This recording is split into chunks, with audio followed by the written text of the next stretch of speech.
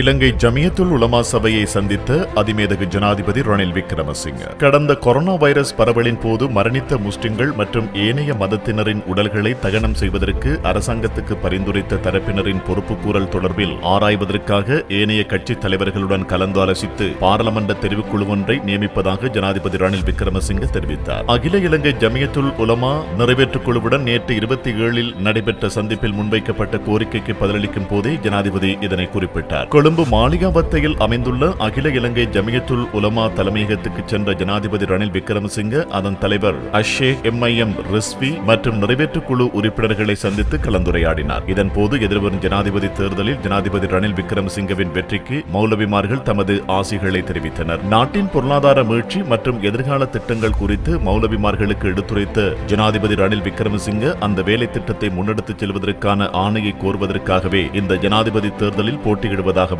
தெரிவித்தார். தேர்தல் நடவடிக்கைகளை ஆரம்பித்ததன் பின்னர் மகாநாயக்க தேரர்கள் மற்றும் ஏனைய மத தலைவர்களை சந்தித்து ஆலோசனைகளையும் வழிகாட்டல்களையும் பெற்றுக் கொண்டதாக தெரிவித்த ஜனாதிபதி அனைத்து மதங்களையும் சமமாக நடத்துவதற்கு தான் அர்ப்பணிப்புடன் இருப்பதாகவும் தெரிவித்தார். மேலும் பலஸ்தீன மோதல்கள் தொடர்பில் கருத்து தெரிவித்த ஜனாதிபதி ரணில் விக்ரமசிங்க பலஸ்தீன நாடு தொடர்பான இலங்கை அரசாங்கத்தின் நிலைப்பாட்டில் எவ்வித மாற்றமும் இல்லை எனவும் அதற்காக தான் தொடர்ந்தும் குரல் கொடுப்பதாகவும் தெரிவித்தார். இலங்கை அரசாங்கம் ஜெருசலத்தில் புதிய கன்சுலர் அலுவலகம் ஒன்றை திறந்திருப்பதாக பரவும் தகவல் உண்மைக்கு புறம்பானது என்றும் இஸ்ரேலுக்குள் பணியாற்றும் இலங்கையருக்கு சேவை வழங்குவதற்காக 2000ஆம் ஆண்டு முதல் இஸ்ரேலுக்குள் தூதரக சேவைகள் முன்னெடுக்கப்பட்டு வருவதாகவும் இதன்போது ஜனாதிபதி ரணில் விக்ரமசிங்க தெரிவித்தார்.